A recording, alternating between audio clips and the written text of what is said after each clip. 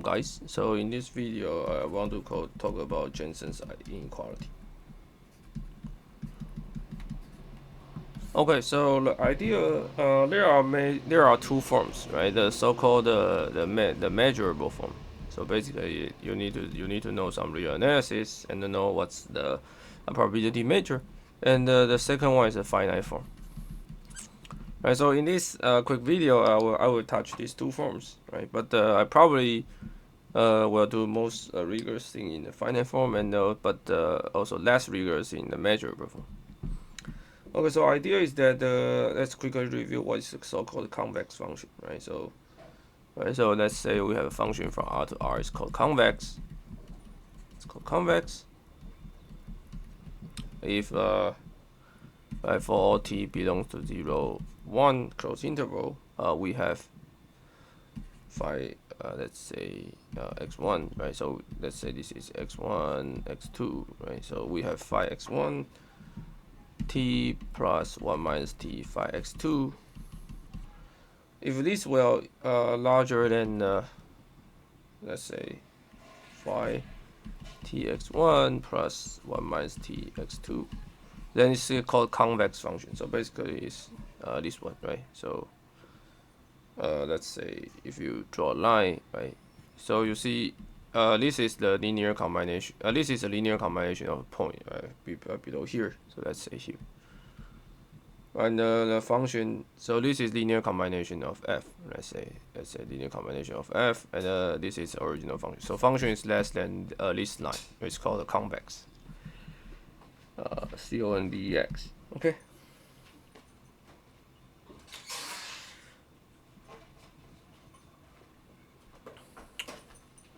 Okay, so ideally, this is just a definition of a convex function. So the Jensen's inequality in the finite form,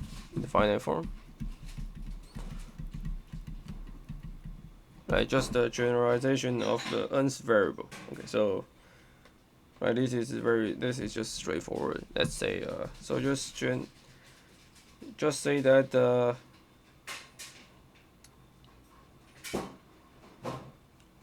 let's say how I should write.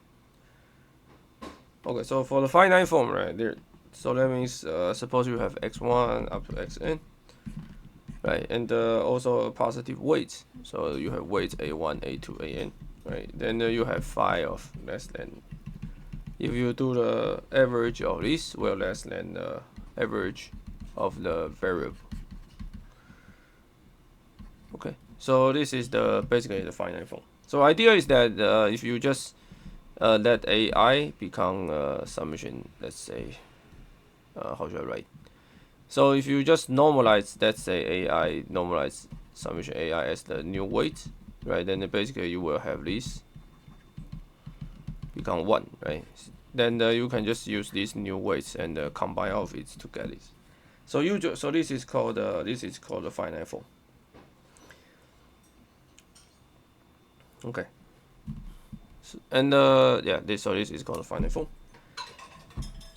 And the measurable form, which is usually or the probability form that people usually ask, I like to say is that if x is a random variable, so if it's a random variable, and the phi is convex, then if you take the expectation value of x and you take the function, right? So you phi applying it become number, well less than expectation value phi of x. Okay, and the gap of it is called the Jensen's gap. So this is called the Jensen's gap. Okay. So this is just the introduction. Okay, so now we can. I think what we need to do is just quickly give the proof. Okay. Okay, so one can actually prove the finite form and the integral form together. So that's just proof. So proof idea is that we know that, let's say we have lambda 1 plus lambda 2 equals to 1, and they are all positive. It's the non-negative. Okay, then by definition we know that we have this, right? So this is just definition. of the convex function. Basically, Jensen's identity in the finite form is just the finite. It's just the restatement of the convex, right? Right. So we need to generalize it into a verb. Okay. So the idea is that we prove by induction. So induction is that we suppose n is 2 is correct. Right? We know n is 2 is correct. So let's say n is correct, and then we hope to prove n plus 1 is correct. So idea is that if you got this one, which is n plus 1 is less than 5. Right, I can write this 1 minus lambda and lambda I, 1 minus lambda 1, x1 I from 2 to n plus 1. So idea is that I just take the x1 out, right, and I normalize it into this. So I normalize this 1 minus lambda 1, 1 minus lambda 1 to make this. So you see, so the key idea is that the sum of these weights, right, if you just I from 2, n plus 1 lambda I divided by 1 minus lambda 1 will be 1 minus lambda 1, 1 minus lambda 1 is 1, right? Because all the weights from lambda I from n plus 1, sorry, I from n, I from 1 to n is 1, right? So now we can use the n equals 2 results here. So this will less than lambda 1, phi x1 plus 1 minus lambda 1, phi.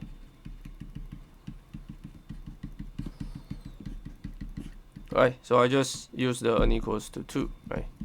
And then we can use n equals to n, right? So basically, sorry, we can use the n case again, right? We can use the n case again. So we can use the n case again, right? So this will be just this, and we just take the coefficient out, right? And the phi of xi 2 plus n plus 1, so it's cancelled, so we prove the effect. So this is so we prove the so-called general form. So the general form is basically we have this.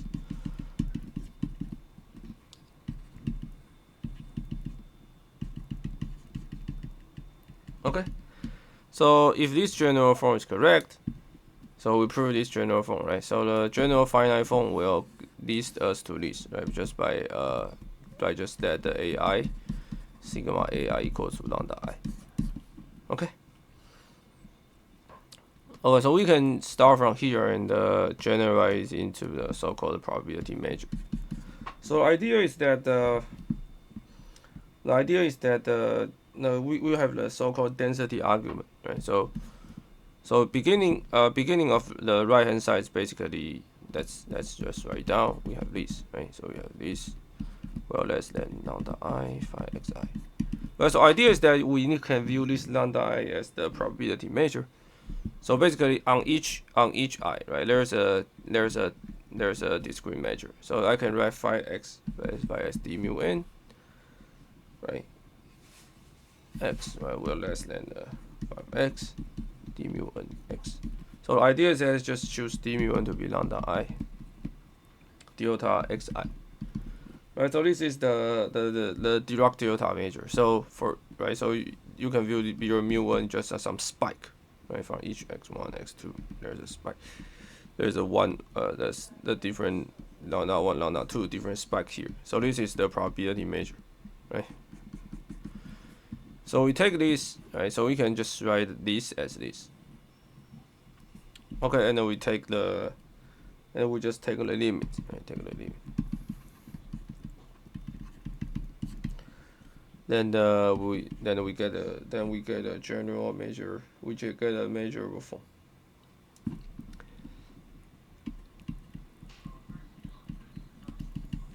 Okay. So one idea is that one easy corollary is that let's say, right, idea is that if you have probability measure, right, f of x is 1, so this f is just a PDF, the probability density function.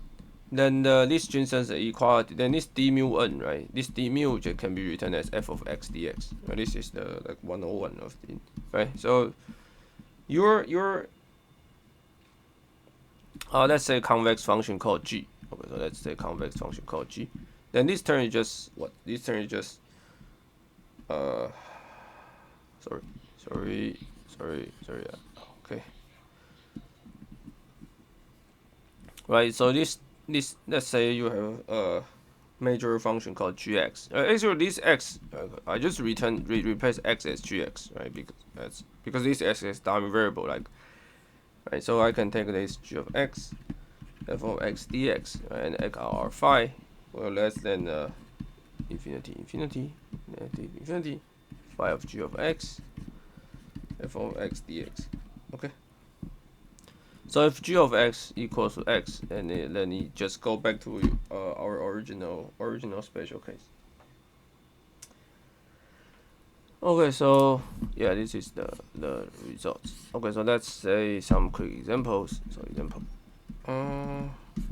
let's say take g x 2n, right? And then so let's do the second derivative. Then this is just 2n minus 1 x 2n x minus s2. Okay, so this is the convex, right? So that means that we can, right, remember that now phi is g, right? So if we take the expectation of x, it will less than the expectation value of phi of x, right? So let's say g of e of x will be e of x, right? Just take 2n, right? Just 2n will less than e x 2n. Right, so right, this is right hand side, this is just this, right? Just take a 2n. Okay, so this result is very also famous. Okay, and also one idea is that you can take the g equals to exponential x, right? So you have this, and the exponential is definitely convex, right? If you do the second derivative, it becomes positive. So g of this x, right, well less than you take e of, right? So e of x. Right, so this is also a famous result. Okay. And finally, I want to prove is that the Gibbs equality. So in some previous video, I proved that if you have finite variable, right, that you can prove the Gibbs inequality such that I think this block pi, right, will larger than, let's say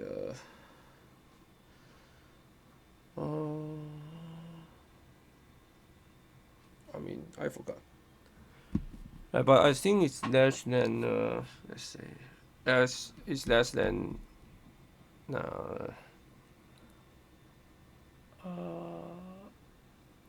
sorry, yeah, it's not greater or equal to pi log qy. Right, if you have two discrete probability two probability distribution. This is called Gibbs inequality. And I proved in my previous video. If you're interested, you can go to my playlist and type the Gibbs inequality. Gibbs inequality. So in this video, I want to show that actually Gibbs inequality comes from the Jensen's inequality. Right. So idea is that we just need to get some convex function. So in this, I want to prove it in a discrete continuous way. So let's say we have a px is a probability measure, and a qx, right? And then we can just let so this I also define y to be qx divided by px, and I can let phi y equals to, let's say minus log y. Also phi prime is just this one, phi double prime is just this one, so it's greater than 0, right? So that means phi is convex. Okay, so that means we have what? We have e phi y will larger than phi ey, right? So what is phi ey? Is basically log, let's say q over p, right? So let's say let's say what's ey, right? So it's this, so it's q of x, p of x.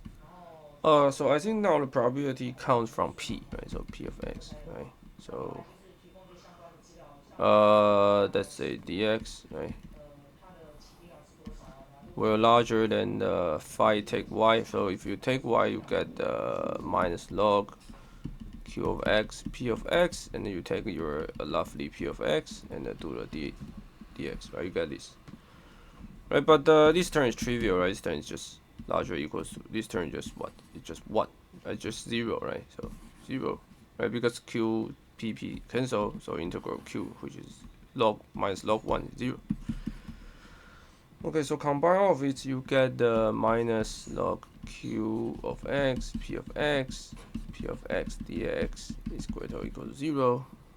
And then the